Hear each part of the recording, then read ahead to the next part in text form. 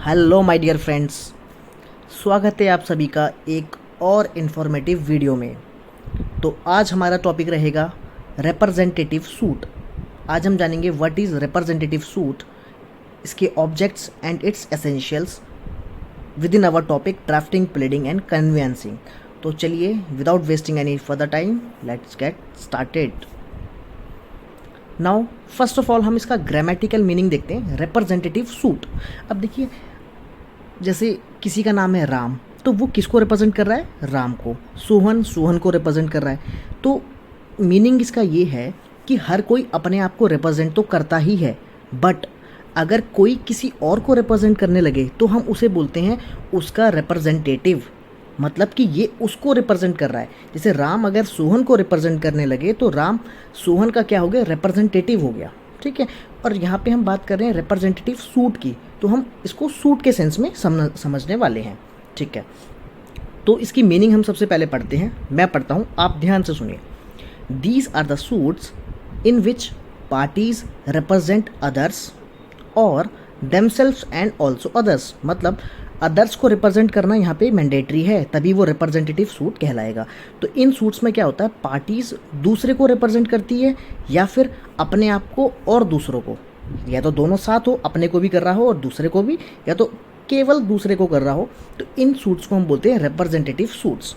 ठीक है। अब आगे चलते हैं।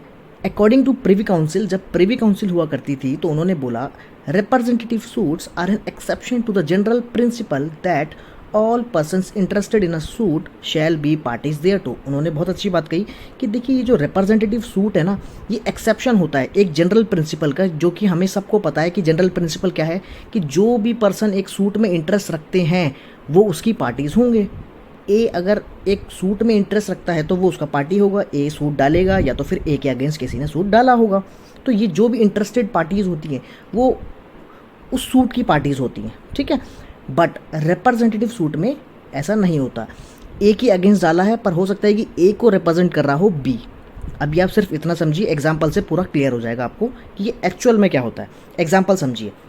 हमने डेफिनेशन देखी कि पार्टीज या तो दूसरे को रिप्रेजेंट कर रही होगी या तो फिर दूसरे के साथ साथ खुद को भी। देखिए कैसे, एग्जाम्पल देखिए, विच रिप्रेजेंट अदर्स। अब कौन है, कौन दूसरे को कैसे रिप्रेजेंट करेगा? जैसे एग्जीक्यूटर्स होते हैं, ट्रस्टीज़ होते हैं, मुतावलियन, बेनामीज़। बेनामीज़ आपने सबसे कॉमन सुना होगा कि बेनामी संपत्ति, इसमें क्या होता है? बेनाम होती है वो। बेनाम का मतलब है कि ऐसा नहीं है कि किसी का भी नाम नहीं है, नहीं, जिसका होना चाहिए उसका नहीं है। ए ने कोई प्रॉपर्टी अपने नौकर के नाम बी के नाम पे खरीद के रख दी। अब सब कुछ कंट्रोल ए का है, बट वो बी के नाम की है, तो बी क्या हो गया? यहाँ पे बेनामी हो गया। तो यहाँ पे क्या हो गया? बी रिप्रेजेंट कर रहा है प्रॉपर्टी को, बट वो है नहीं, वो ए की प्रॉपर्टी है। तो बी क्या बन गया? यहाँ पे ए का रिप्रेजेंटेटिव बन गया। ठीक है। ऐसी एग्जीक्यूटर्स, कुछ चीज़ को एग्जीक्यूट कराने के लिए तो वो किसी और की चीज़ होती है, बट एग्जीक्यूटर्स वो होते हैं।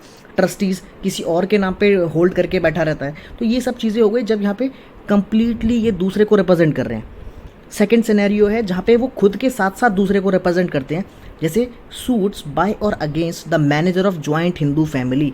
जॉइंट हिंदू फैमिली का कॉन्सेप्ट आपको पता होगा। इसमें क्या होता है? एक होता है कर्ता, कर्ता सभी को रिप्रेजेंट करता है और खुद को भी रिप्रेजेंट करता है। तो चाहे वो सूट डाले, चाहे उसके अगेंस्ट कोई सूट डाले, तो वो क्या हो गया? वहाँ पे खुद को भी रिप्रेजेंट कर रहा है और दूसरों को भी। तो ये सेकंड सिनेरियो में फिट बैठता है। ऐसे ही कोई पब्लिक का मेंबर है, member of public in respect of public nuisance. अगर कोई पब्लिक न्यूसेंस होती है और पब्लिक में से किसी एक ने केस डाला, तो वो सबको रिप्रेजेंट कर रहा है, क्योंकि वो पर्सनल केस नहीं है, वो पब्लिक के लिए केस है। ठीक है। आप इसको सिंपल लैंग्वेज में ऐसे समझिए, जैसे स्कूल में होता था, स्कूल टाइम में अगर पूरी क्लास को कोई बात बतानी है प्रिंसिपल तक, तो मॉनिटर एक्चुअल में वो चीज़ें करता था और एप्लीकेशन में जो अगर किसी के साइन करवाता था, अदरवाइज़ वो सबके बिहाफ पे लिख के प्रिंसिपल तक देता था। तो वो क्या हो गया? मॉनिटर क्या हो गया यहाँ पे? वो रिप्रेजेंट कर रहा है किसको? अपनी होल क्लास को। तो वो हो गया representative of the whole class. तो ये हो गया हमारा इसकी मीनिंग और इसके एग्जाम्पल्स। अब आगे चलते हैं। देखिए इसके ऑब्जेक्ट्स क्या हैं। अब ऑब्जेक्ट ऑफ रिप्रेजेंटेटिव सूट्स क्या हो सकते हैं? ऑब्जेक्ट का मतलब है कि इसका मतलब क्या, काम क्या है, मेन ऑब्जेक्ट क्या है इसकी।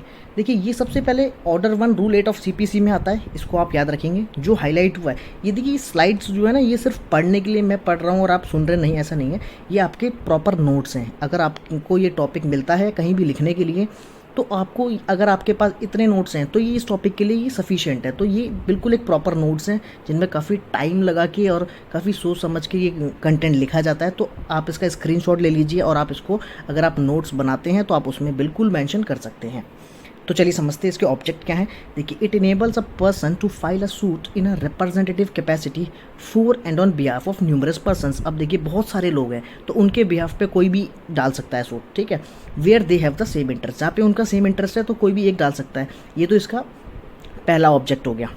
Second is it is an enabling rule of convenience. बिल्कुल देखिए कन्वीनियंट तो रहेगा ही ना, जब बहुत सारे लोगों के बिहाफ पे कोई एक पर्सन केस डाल देगा तो वो उसके लिए कन्वीनियंट है क्योंकि बहुत सारे लोगों को बार बार अटेंड नहीं करना पड़ रहा है, ठीक है। बट ये इसके साथ साथ ये does not compel anyone to represent many if by himself has a right to suit, ठीक है। ये कंपेल नहीं करता, ये सिर्फ एक कन्वीनियंस देता है कि ऐसा नहीं है कि कंपेल करेगा कि आप बहुत सारे हो तो आप एक ही सूट डालोगे, नहीं नहीं। अगर आप बहुत सारे हो आप अलग अलग सूट बिल्कुल डाल सकते हो, बट आप एक केस भी डाल सकते हो, ठीक है। ये रूल ऑफ कन्वीनियंस बोलते हैं हम इसे। And does not compel anyone to represent many if by himself he has a right to suit. अगर उस पर खुद राइट है सू करने का तो ज़रूरी नहीं है कि वो, अगर औरों का भी सेम राइट है तो वो सबके बिहाफ पे सू करेगा, नहीं, वो इंडिविजुअली भी सू कर सकते हैं और मिलके भी सू कर सकते हैं, ठीक है। Third one is this right is included in the code in the public interest so as to avoid multiplicity of litigation. बिल्कुल सही बात है। अब बहुत सारे केस डलेंगे तो मल्टीप्लिसिटी हो जाएगी, उतना ही बर्डन हो जाएगा, उतना ही हमारा कॉस्ट बढ़ेगी सबकी। तो ये क्या है कि अवॉइड करना मल्टीप्लिसिटी ऑफ लिटिगेशन को, उसके लिए भी एक काफ़ी अच्छा ऑब्जेक्ट रखता है, ठीक है। अब आगे चलते हैं। अब देखिए इसके एसेंशियल्स क्या हैं, क्या मिलकर बनाते हैं रिप्रेजेंटेटिव सूट, उसे ही हम किसी चीज़ का एसेंशियल बोलते हैं। जो उसमें बहुत ही एसेंशियल है तभी वो रिप्रेजेंटेटिव सूट कहलाएगा। वो क्या पॉइंट्स हैं? सबसे पहली बात, पार्टीज मस्ट बी न्यूमरस। बहुत सारी पार्टीज होगी तभी तो कोई रिप्रेजेंट करेगा, बिल्कुल।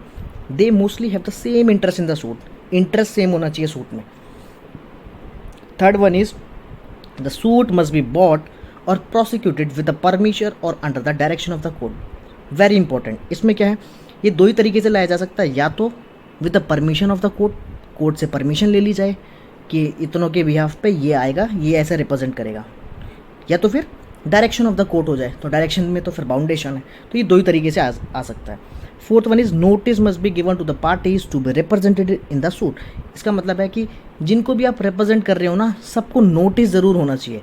अब देखिए जब भी नोटिस की बात आएगी ना लॉ में, तो नोटिस को आप कभी भी फिजिकल नोटिस नहीं समझेंगे कि एक A4 साइज़ की शीट होगी, वो बाय पोस्ट या फिर बाय हैंड किसी को दी जाएगी तभी उसे नोटिस कहा जाएगा, नहीं, बिल्कुल नहीं।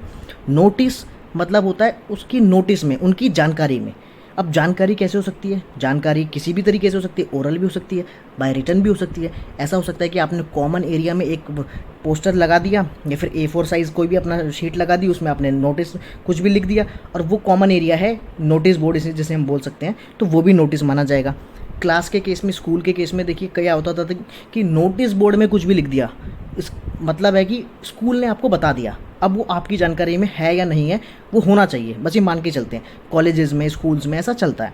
तो ये क्या होता है, नोटिस मिल गया, इसे ही बोलेंगे हम, नोटिस मिल गया। तो हर पार्टी को इसका नोटिस होना चाहिए जिसको भी वो रिप्रेजेंट कर रहे हैं। तो ये होता है हमारा पूरा का पूरा रिप्रेजेंटेटिव सूट। इसमें आपने ऑब्जेक्ट जाने, इसके एसेंशियल्स जाने, इसके बारे में जाने कि ये क्या होता है, रिप्रेजेंट करना क्या होता है। आई होप आपको ये वीडियो पसंद आई होगी, आपकी नॉलेज ज़रूर इंक्रीज़ हुई होगी। और अगर आपको वीडियो पसंद आई हो तो देखिए चैनल को सब्सक्राइब कर लीजिए, वीडियो को लाइक एंड शेयर ज़रूर कीजिए। Thank you so much, bye bye.